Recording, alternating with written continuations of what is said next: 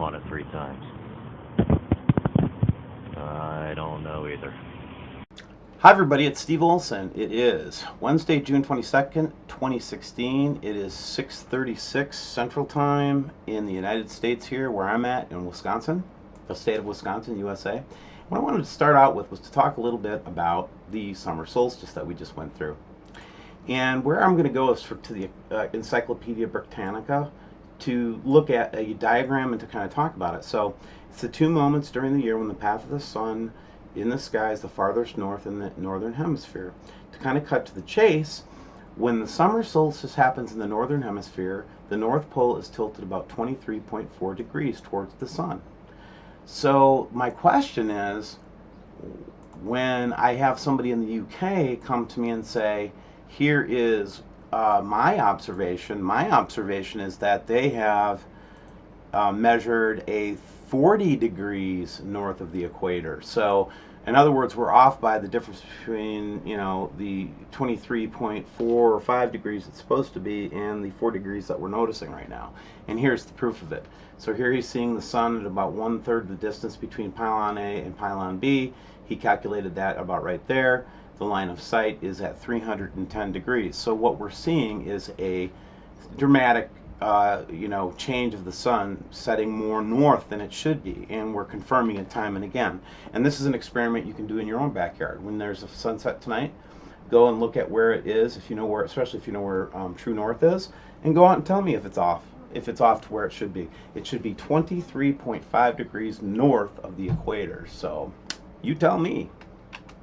And then speaking of, looking at compasses, you can tell here as this goes through this progression, and this person was sitting in a fixed position over this course of a minute, you can see that their compass went in several different directions. And we saw the same thing with Wayne Steiger's observations out in Colorado as well.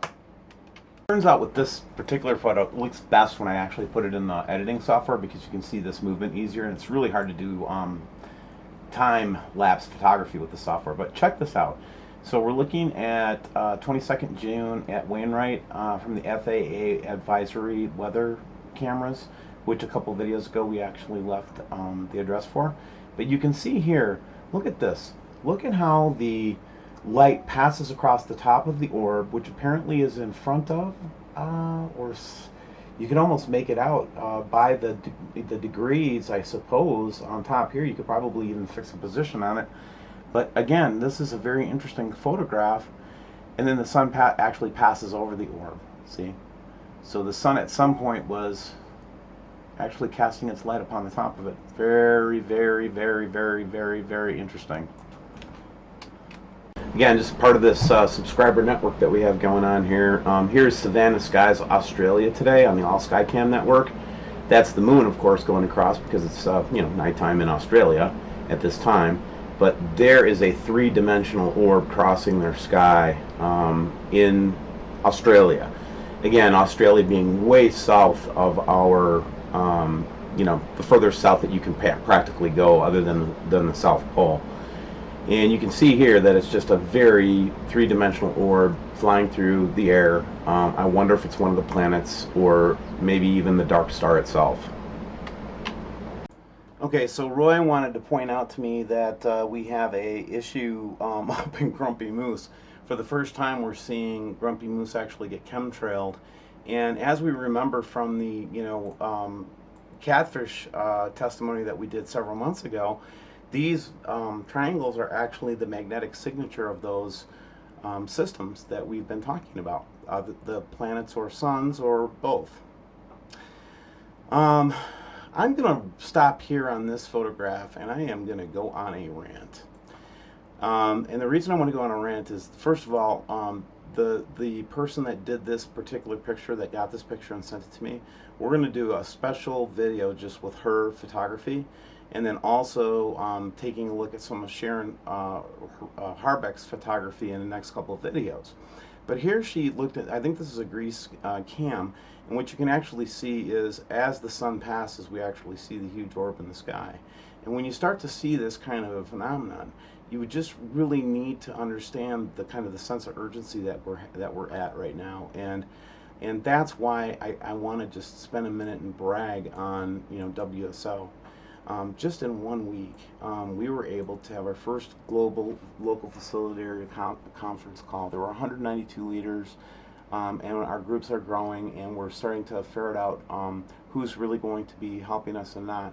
I also am starting to collect a list, which will stay super top secret, super confidential, of landowners all over the world that are already starting to volunteer their land for refugees in the case of a large, huge global catastrophe, is the one that we may be looking at. We established our first WSO external server. This was done on the ambition and the kind of the initiative of some of the group leaders. So we'll soon have our own website, and we'll be able to actually have a place to have our archives of photographs and so forth. So I'm very excited about that. We went over 35,000 subscribers, over 5 million views. And this is the big thing, was that many that were alone now, the dots are being connected, right? I mean, we are able to connect the dots together.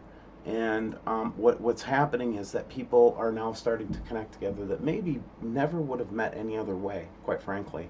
And again, this just gives me that feeling of divine providence in this whole project. We established that the North Star has moved east about 4 degrees. This has been confirmed now. It indicates either trouble in our orbit or some kind of tilt problem with the Earth. But we're not pointing at Polaris anymore. The next thing is that we established that the sun is about 17 to 20 degrees too far north. We saw more evidence of that today with the study from our gentleman from the UK. We have just in this one video I've shown you photographic evidence that has never been seen before. These are exclusive WSO photos from our subscriber base. Just in this one video alone, it's incredible things that we've seen. And I'm going to get to the subscriber photos here in just a second. We have earth-shattering photographic evidence. We have exponential increase in earthquake. We've shown that with data this week. We showed, which we actually compiled ourselves. Then we did a comparison and a controlled comparison to see the exponential increase in magnitude 4.5 earthquakes and above. We showed exponential increase in near-Earth objects since 2000. We did that with data that we actually got from NASA. We learned from John Moore this week that the Gulf Stream is no longer with us. It had stopped in 2010, and we don't know why, but it's an interesting phenomenon, and we know that it's probably caused by the ocean salination and things like that. Maybe not related to Nibiru at all, but there may be a bug issue right now, and that we're starting to see that bugs are moving in from the coast. We need to confirm that with our science and our testimony, but if that's true, it's an interesting thing, and it could be from the extreme amount of UV radiation that the Earth is experiencing right now.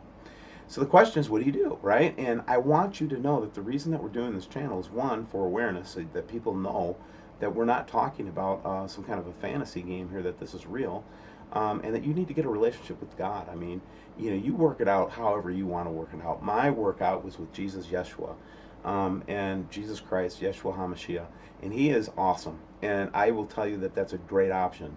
Now, but you got to work it out yourself, because you have to be ready for a pretty hard period of time, and it's right around the corner. And we know from studies that people that have a spiritual, prayerful, and meditative relationship with God, and have that kind of have some type of belief system, they fare much better in these types of situations. So we really want to encourage the spiritual side of it, and we will speak about Christianity quite often. Number two, we want to start to get to know others that share your beliefs locally. And I don't mean beliefs about your religious beliefs. I'm talking about beliefs that you have, that you know that your light has been turned on. And I want to say something about that for a second. I'm starting to feel like the people that are aware of this, that we're all basically workers of the light, and there might be an issue here that we're not supposed to really be shouting from the rooftops. We're just trying to basically build a catcher's mitt, so that when the earth tilts, rocks, whatever's going to happen over the next couple of months and years, that they'll know where to go, and people will have a place to go, and we'll do as much as we can to help people with 3 months food and water. But if you can do it on your own, 3 months food, 3 months water, come on, get that together, and then plan. What will you do when the beep hits the fan? And the question is, and we're going to help our groups. We're going to help with, instructional videos and all kinds of things. We've got people coming to us from all over the world that want to share their knowledge, and this thing is just growing.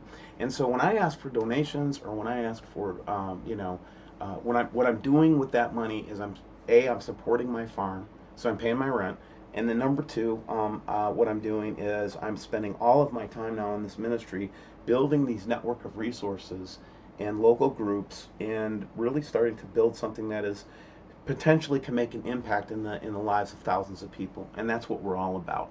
So let's get on to the subscriber photos now. Okay, so let's go through the photos that I've gotten in the last 24 hours. Here's one, June 23rd. It's from the Hong Kong Space Museum, and you can actually see it corroborating this multicolored orb, catching light from the sun properly, and then additional phenomenon behind it. Again, showing the system or something is up in the sky, and it's starting to get closer. This one is interesting, and the reason it's interesting to me, it's a central daylight camera, so it's somewhere in the Middle West, but basically this whole ribbon turned red today, and this is a ribbon that you can see in these sky cams all the time, and then we're starting to see the manifestation of more of these orbs and so forth. This was an interesting photograph only because we have another corroborating piece of the puzzle down here where we keep picking up this orb. Unbelievable. And again, this is said to be, some people are saying this is one of the moons. I don't know. I just know it's something in our skies that doesn't belong there, right? Now this one is an interesting one because again, I'm going back to these triangle orbs that we're seeing in the sky and that we've been observing now since February, March. But here they are again, the triangle orb pattern that we see. And then of course our addicted to sports cameras always are good for a image or two. Now again, you look at this, that's definitely some type of flare. I don't see any kind of a reflection or anything like that, right? And I would say that some of that is flaring, but we're just seeing so many different phenomena and refractions that would tell us that there's something there, And that's why when we look at the moon, these moon shots sometimes and see these orbs, it's kind of weird, like in that savannah. Now this is kind of an effect that's new. We just started seeing this pattern. It's almost like a star pattern of some sort. I have not touched this photo at all, but and again, that blue orb is most likely a lens flare, but it's just weird that we're getting these strange effects from the sun now. Some pictures where the sun is square, other pictures where it's like, multi-star kind of thing. Here's one where we got the straight up, chemtrailing going on and an orb in the background. Is it Venus? I doubt it. During the daytime, I'd have a hard time saying that we could see it that clearly in the sky, but that is a chemtrailer there. And this note is from a New York Yankees game. Okay, she was watching the New York Yankees game and took this picture off of her TV just to show the three orbs in the very strange sun that was actually being shown on television. But there are those three orbs, and here it is right on, a TV station. Here's just an intense, halo picture. And the message that came with this one was, Steve, I think that is Hervoculus behind there. And I don't know, man. I think it's part of the shield system, and I think that there's some type of refraction system or something that's being used. And I know it sounds crazy, guys, but if you looked at all of our videos, you probably agree with us. So anyway, for today, Wednesday, June 22nd, I just want to encourage you all to prepare your hearts, prepare your minds, prepare your physical bodies, and try to get as strong as you possibly can in the days to come. And the best way to do that, of course, is to put your heart down, and in my case, to put my heart down to Jesus Christ. And now I'm learning his real name is Yeshua HaMashiach. So with that, I will leave you with our final notes. Thank you. Good night.